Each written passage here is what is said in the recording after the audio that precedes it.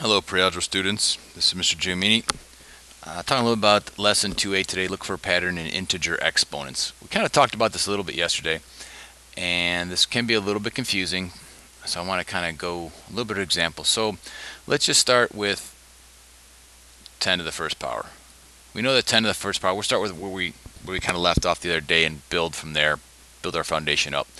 We know that 10 to the first power is 10. We know that 10 to the second power is 100. We then know that 10 to the third power is 1,000. And I think we could see here where I'm going. If I see any kind of pattern here, math is a lot about patterns. So I could see, hey, the 3 is reflective of how many zeros there are. The exponent 2 reflects how many zeros there are. The exponent 1 reflects how many zeros there are. If I go back to 10 to the 0 power now, we know that that equals 1. Now, let's kind of figure out why this is working. Let's see here. I notice that when I'm going up from each power of 10, so what do I do to 1 to make it 10? I multiply by 10. What do I do to 10 to make it 100? I multiply by 10. What do I do to 100 to make it 1,000? I multiply by 10. That's when I'm going from bottom to top. Well, what happens if I go from top to bottom? Any patterns exist here? If I'm multiplying by 10 from bottom up, going bottom down, I must be doing the inverse of that, which is to divide by 10.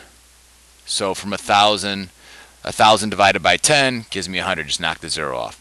100 divided by 10, knock the 0 off, or 100 divided by 10, I'm sorry, it gives me 10, knock the 0 off. 10 divided by 10 gives me 1. Alright, now, what about if I do something 10 to the negative first, or 10 to the negative, let me move this out of the way, 10 to the negative second, or 10 to the negative third. And I can keep going, but we'll just stop there. Well, if the same pattern continues, what is... So I keep dividing. So what is... I would divide by 10. So what is 10 divided by... Or what is 1 divided by 10? Isn't that 1 divided by 10? That's 1/10, isn't it? Or I could also write that as 1/10. Well, what is 1/10 divided by 10? What is 1/10 divided by 10? Or if I were going back up, I'd be multiplying by 10 again. So what would I do here? Let's think about this. So if I divide by 10 again, I'm just going to get my calculator out. Let's see. What is that? What is 1/10 divided by 10? And I'll just take 1/10 like this. 1/10 divided by 10. Oh, that equals 100th.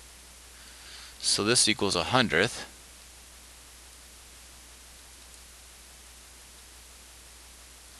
Or I could write it as 100th.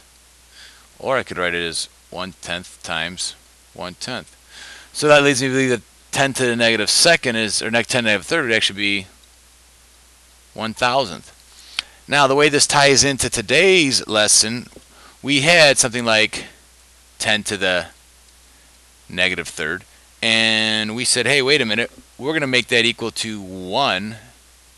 And we're going to take that because it has a negative exponent. And we know that it's less than 1 whole. It's greater than 0, but less than 1 whole. And we're just going to, hey, it's 10 times 10 times 10, which we know is 1 to the 1,000. It's 1/1000th. Or 1,000th, sorry. So what happens then if I have something like a 4 to the negative third power, let's say. So if I have a 4 to the negative third, well, I see the negative exponent, and that tells me that, hey, the number is less than 1. Not less than 0, but less than 1. So I'm going to take the reciprocal of this. So if it's 4 to the negative thirds, it's really 4 to the negative thirds over 1. If I take the reciprocal, these two things just reverse.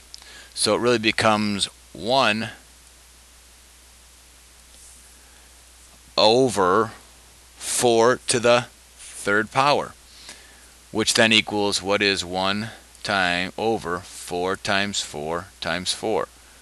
4 times 4 is 16. 16 times 4 is 1/64. So again, it is less than 1, but not less than 0. If I were to take a look at something like, let's see here, what could be another example we could think of? We could do 2 to the negative second power. Again, I want to get rid of that negative exponent. So I can write this like this. To get rid of that negative exponent, I take and get the reciprocal, which is 1 over 2 to the second. That gets rid of that negative exponent, and that is the same as 1 over 2 times 2, which is the same as 1/4. All right. Hope this helps you out a little bit or gives you a little fresher for over the weekend. All right. Take care. Bye.